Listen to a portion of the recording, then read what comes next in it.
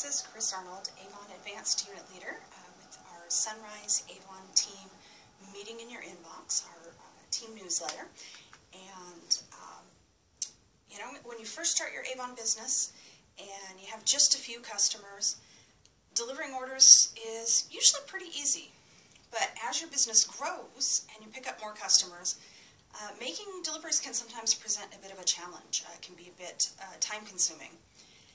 And as much as we'd like to sit with every customer and as much as we'd like to deliver at the time that works best for each customer, our ability to do that is kind of limited by the laws of time and space. You can't really be in two places at once, and travel is not instantaneous. So over the years I found the best way to efficiently use our time when delivering orders is to group your deliveries by area and then deliver all of the orders in that neighborhood at the same time. When possible, try to make it the same day every campaign. That consistency makes it a little bit easier on your customers, makes it easier for them to know what to expect.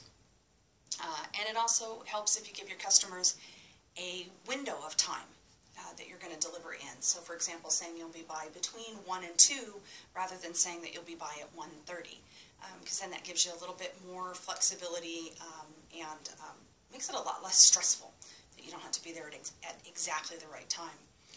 So once you decide what areas that you want to deliver on which days, then you want to work with your customers to make the delivery as convenient for them as possible.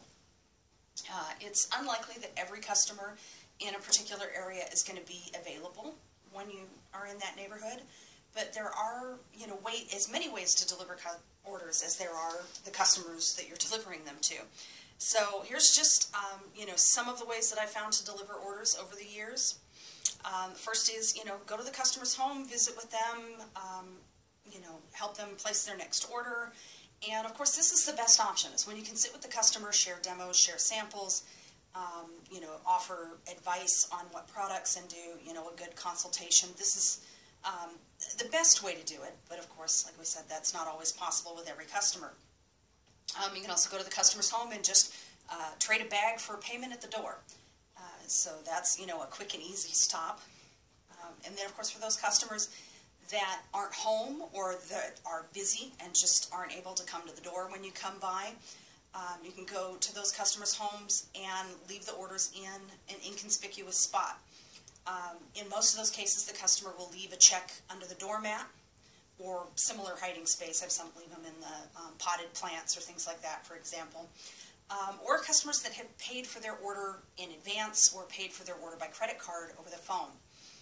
One thing you do have to be careful with, if you're processing your credit card payments through Avon, of course, the only way we're truly protected against chargebacks is if you submit the credit card slip with the imprint of the card, the signature, as well as the approval code.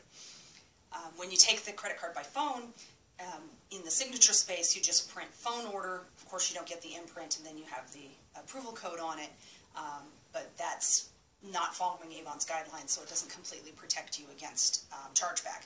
So you want to be sure that that it's a good customer, a regular customer, someone that you trust.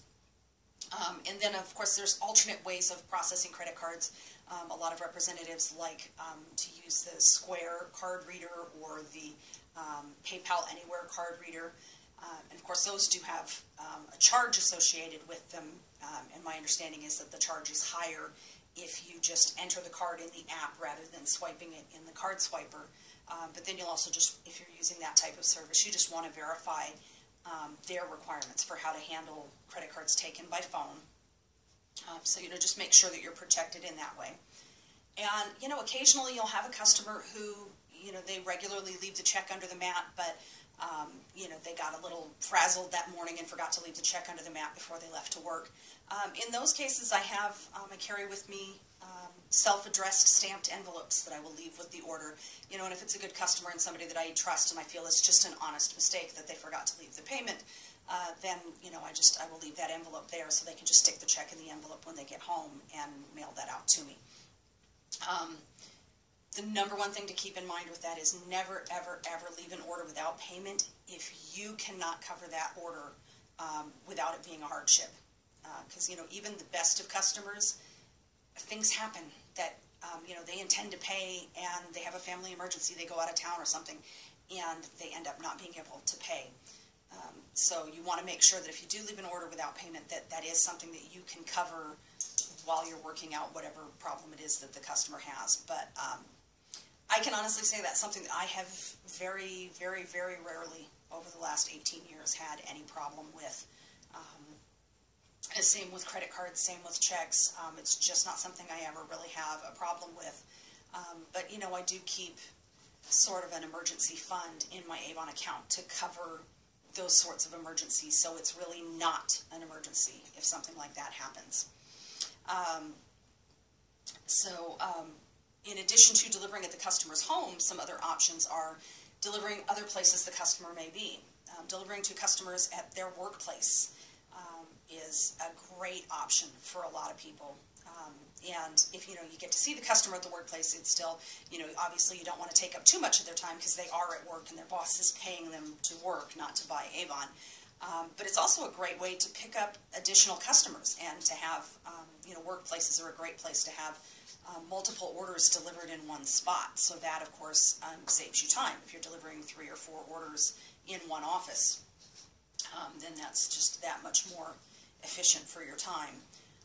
There's also customers that, depending on their type of job, schools are a great example of this, that, teachers obviously can't leave the classroom and come up and meet you necessarily. So in, those cases, you might deliver to the front office or deliver to the receptionist. They leave I have one daycare center where 3 or 4 ladies will they just put their money, their check or their money or whatever in an envelope in the front desk, and when I come in, the receptionist at the daycare takes the orders, gives me the envelope, and it's all taken care of, and everybody's got their products, and at a time that I'm in their neighborhood, because it's not anywhere near my home. So I also have, customers, great example of finding people where they happen to be. I have a group of ladies that get together a few times a week to play cards at the senior center. So I deliver to them at the senior center while they're there playing cards.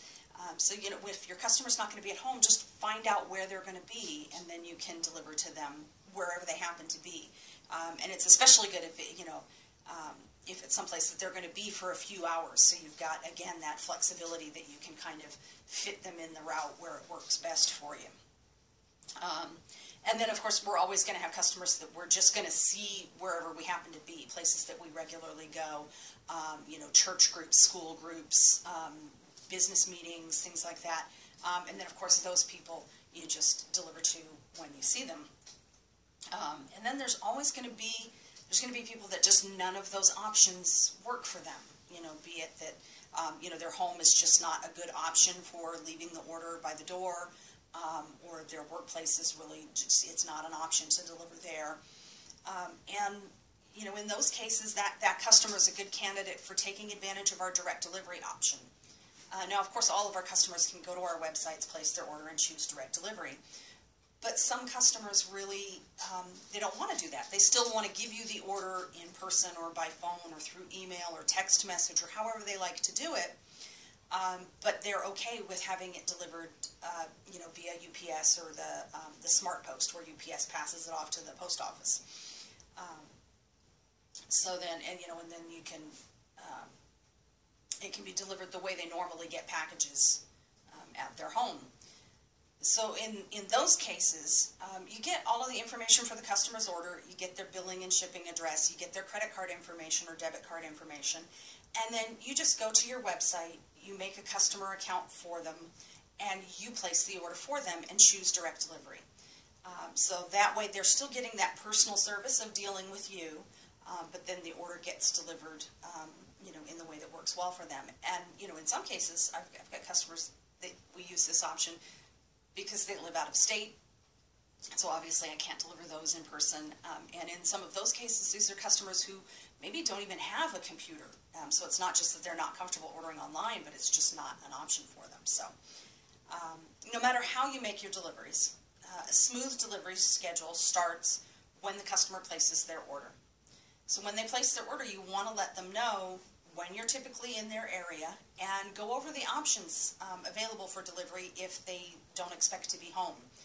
So, you know, it really helps when they know what to expect as soon as they place the order. It's not a surprise when you call them up and say, oh, I can't come by on Friday, I'm only in your neighborhood on Thursday. So, you know, definitely let them know when they place the order. You know, of course, you should be letting them know, you know, how much the order is going to be and when it'll be back anyway. So you just go a little bit farther and tell them, you know, if they live in an area that you only visit regularly. Obviously, if they're your neighbor just down the street, you can deliver whenever it comes in. But if it's a neighborhood that you deliver only on a certain day, you want to make sure that they know about that and know what options are available to them. And then once you've arranged that, you know, send them a text, an email, or a quick phone call a day or two before, and just confirm what time you'll be by, and reconfirm whatever arrangements that you've made. So I'd love if you throw up in the comments, you know, different ways that you've accommodated delivering to customers that aren't home when you're in their area. I'm sure there's plenty more options beyond what I've listed today. As like I said, there's as many ways to deliver orders as there are customers. So I hope you found something useful here, and again, would love to hear, you know, what other ideas you have in the comments or on our Facebook group. And as always, feel free to give me a call with any questions that you might have, and hope you're all having a wonderful, wonderful Avon day.